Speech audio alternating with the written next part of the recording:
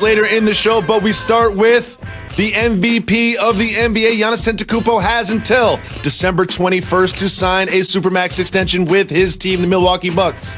He had some media availability, and here's what he had to say about it. I'm not trying to focus on that, and not that I don't care about it. Obviously, I care about it. It's a very big decision. My life, probably one of the biggest decisions I'm going to make, but I just let my agent to focus on that, and I'm going to focus in getting ready on Saturday to play the first preseason game. He's not focused on it, Jalen. He's not focused on the contract. He lets his agent deal with that. What do you read into these comments from the MVP? Well, Giannis is a professional. He deserved to be the back-to-back MVP for the regular season. However, once his team got to the postseason, Jacoby, they haven't met expectations. And he said a couple of things as somebody that's negotiated a lot of contracts in multimedia and as a player that should be alarming for Milwaukee Bucks fans. One is, I'm not thinking about that right now. Let me tell everybody something. If you have $200+ million on the table at any point of your life, you're thinking about it. Yeah, you're thinking about it. I don't care how rich you are. I don't care how good you are at basketball. That's $250 million. You're thinking about it. The other thing is talk to my agent. Like that one right there, that's almost like talk to the hand. In other words, we're going to get out here and play basketball this year. We're going to see if we go farther than we did last year. If we don't go farther than we did last year, unfortunately for me and my fandom, he's going to fall into the category of notable, great, all-star, current NBA players that have switched teams over the last couple of years, Jacoby. Well, here's the thing, Jalen. There's no reason for Giannis to sign that deal. Now, you discussed this. Now, this is something that bothers you. Why does it bother you that these big players switch teams? Well, all situations aren't created equal. Kyrie Irving was trying to find a home. When he left Cleveland, he left Boston, and he landed with KD with the Nets. Russell Westbrook was an MVP a handful of years ago, Jacoby. He's going to be on his third team in 3 years. Paul George wanted to return to Cali to team up with Kawhi Leonard. And Jimmy Butler was looking for happiness. That's all he didn't get it in Chicago, didn't get it in Minnesota, didn't get it in Philly. He found it in Miami. But Jacoby, what changes the landscape of the NBA is when you have MVP level players, champions, finals MVPs, superstars changing teams. That really affects the dynamics of the league. Ask Oklahoma City. Remember we used to talk about them? We don't talk about them no more. You know why? They don't have Russ, they don't have KD, and they don't have Harden. That's just how this game works.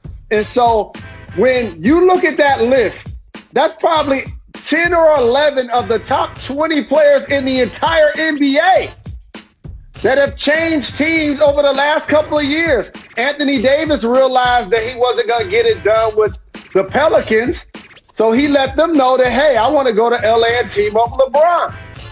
And Kevin Durant, he left the Splash Brothers to go to the Nets. And we know LeBron is the person as a superstar in the modern era that actually ushered that into today's game, that shows the player that you don't have to necessarily be loyal to one teammate, team, or franchise. You can kind of get your money on and off the floor, top dollar, plus go to a market you really want to play in and hope to win a ring. And I see absolutely nothing wrong with that. Like, you love Dame Lillard's loyalty to Portland. Like, you love it that he wants to stay there his whole career. And you want Giannis to do the same. You want Giannis to sign right now and commit to 6 years of being in Milwaukee. But you mentioned something that's very important. Happiness.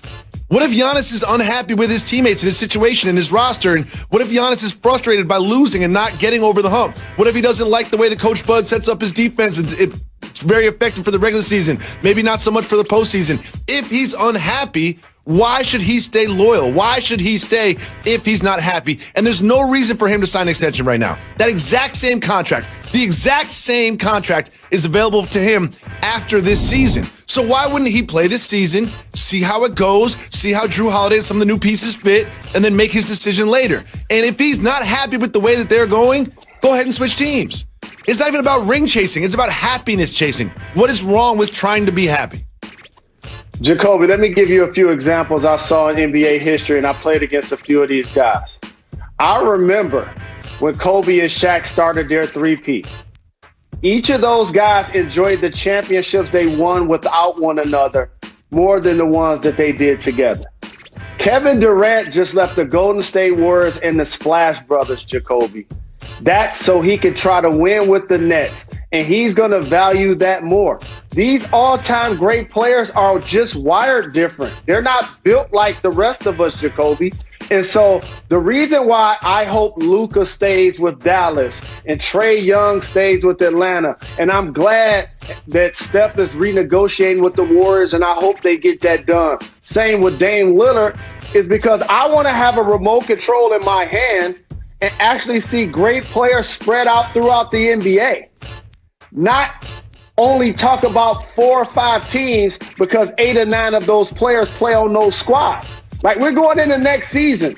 The ESPN list just came out about who they think are the top players in the league. They had LeBron James and Anthony Davis 1, 2. At the park, those will be the 2 guys picking teams, right? But now they're playing with each other. Facts. That's all I don't saying. mind it at all. I don't mind it at all. And if Giannis called my phone, I would say, don't sign that extension. And if he wasn't happy with the way the Bucks were going, he should go to Dallas and play with Luka.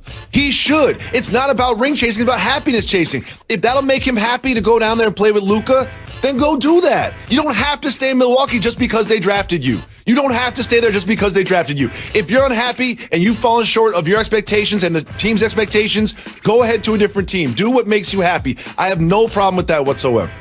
So let me ask you this. Based on that theory, are you telling me that Anthony Davis would never have won a championship with the Pelicans? Or that Giannis won't ever win a championship with the Bucks? Because you know what, I'm old enough to remember when people thought Dirk would never win one with the Mavs. And he did. And his legacy is cemented. They're going to name a street after him. He's going to get a statue. Okay, so that ring is going to be just as special to him as KD's 2 with the Golden State Warriors. Trust me, that's exactly what I'm talking about. Well, I'm glad you brought up KD because there's some news about KD, but news to everybody that doesn't watch J&J. For J&J watchers, it's broken news. To everyone else, it's breaking news. To Jalen and Jacoby listeners, it's broken news. You've been saying this ever since he signed with Brooklyn, and KD said it himself that the coach is going to use him in a variety of ways, including small ball 5. How do you think that impacts what they want to do offensively and defensively? How basketball is played in the East is way different than it's played in the West. In the West, most of the elite players are still big guys. Other than Dame Lillard and Luka and Steph Curry, you still got LeBron, AD, Jokic, or whatever. When you look at the Eastern Conference, the best bigs, Embiid, Bam Adebayo, Vucevic, that's only 3 teams. So on a nightly basis, 6'11" Kevin Durant is going to have an advantage playing the 5 in that conference because most of the teams ain't going to have a player that can even punish him and punish them for doing so. And also, I know the cast of characters involved. Remember, I played for Mike D'Antoni with Steve Nash and with their GM, Sean Marks. And I know that they want to play fast. And in order to do that, you have to have multiple guys that can dribble, pass, and shoot. And a 6'11" guy can't be the 3 like he was in OKC in the Western Conference. He can be the 4. He can be the 5 because, again, in the East, there aren't many 4s and or 5s that's going to take advantage of his slight of build playing that position. And if you do run into one of those centers you mentioned, those bigs like Bam Adebayo and Embiid, you've got Jared Allen. Jared Allen is an underrated player. I love the way Jared Allen plays. He plays great defense, and you have him for those instances in which you don't want to put Kevin Durant at the 5. Jalen, your Michigan Wolverines have had a dumpster fire of a football season, but the implications on an actually good team are that Ohio State was supposed to get 6 wins minimum to get into the Big Ten championship. They have changed the rules in order to put Ohio State in, even though they have only played 5 games.